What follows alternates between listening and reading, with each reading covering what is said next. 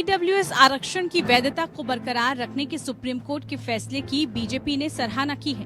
Party ने इसे देश के गरीबों को सामाजिक न्याय प्रदान करने के अपने मिशन में प्रधानमंत्री नरेंद्र मोदी की जीत करार दिया। बीजेपी के महासचिव संगठन BL संतोष ने कहा कि शीर्ष न्यायालय ने अनारक्षित वर्गों के लिए ईडब्ल्यूएस आरक्षण की वैधता को बरकरार रखा है।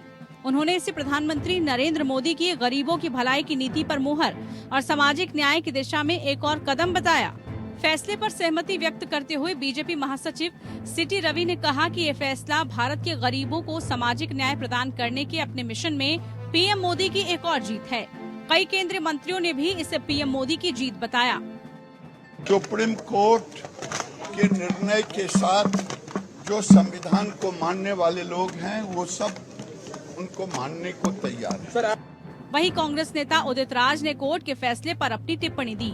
हालांकि कांग्रेस पार्टी की ओर से फैसले का स्वागत किया गया। पार्टी महासचिव जयराम रमेश ने कहा कि अजा, जजा और ओबीसी के अलावा अन्य वर्गों के गरीबों को 10% आरक्षण के लिए 103वां संविधान संशोधन 2005-6 में तत्कालीन डॉक्टर मनमोहन सिंह के नेतृत्व वाली कांग्रेस नीति सप्रंग सरकार द्वारा शुरू की गई पहल का ही नतीजा है। मनमोहन सरकार ने सिन्हो समिति गठित की थी, जिसने जुलाई 2010 में अपनी रिपोर्ट सौंपी थी।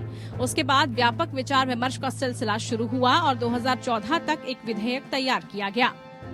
देखिए, ऐसा है कि ये बिल जब लोकसभा में आया था तो कांग्रेस पार्टी ने इसका समर्थन किया था। तो हमारा स्टैंड तो बहुत क्लियर है, इसके पक्ष में है और सुप्रीम कोर्ट का जो फैसला आया है हम समझते हैं कि एक तरह से सही फैसला है।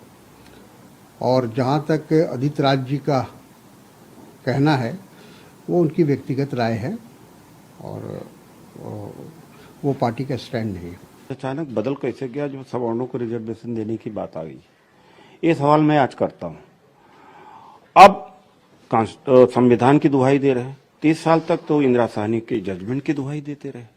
तो जब SC ST OBC का मैटर आता है तो सुप्रीम कोर्ट कुछ और हो जाता है, जब सवर्णों का मैटर आ जाता है तो सुप्रीम कोर्ट और हो जाता है।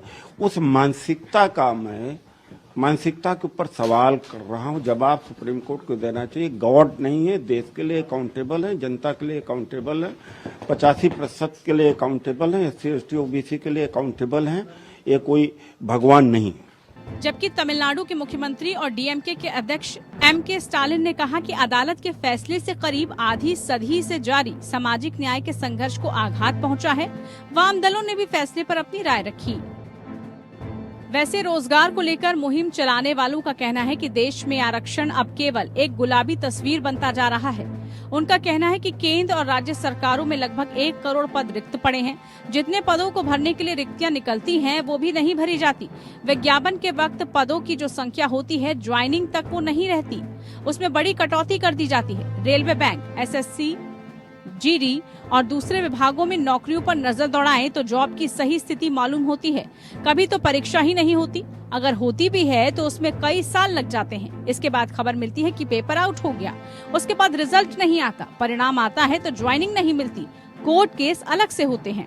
SSCGD 2018 के हजारों अभ्यर्थियों का मेडिकल होने पर भी उन्हें ज्वाइनिंग नहीं मिल सकी। अनेक अभ्यर्थी ओवर एज हो गए क्योंकि परीक्षा का परिणाम ही चौथे साल में आया था। देखा जाए तो भारत में कुल रोजगार का 4% भी सरकारी क्षेत्र में नहीं है। चीन और अमेरिका समेत दूसरे देशों में सरकारी क्षेत्र का रोजगार प्रतिशत 10% और उससे भी ज्यादा है। बेहतर होगा कि सरकारी क्षेत्र में रोजगार के अवसर बढ़ाए जाएं, उनमें कटौती ना हो, पदों को भरने में लीपापोती ना हो। युवाओं में असंतोष कम करना है तो सरकार को रोजगार के अवसर बढ़ाने होंगे। देश में रोजगार का अधिकार लागू करना होगा। जिस तरह से संविधान में राइट टू लाइफ है, उसी तरह से रोजगार का अधिकार दिया जाए। Bureau report, APN news.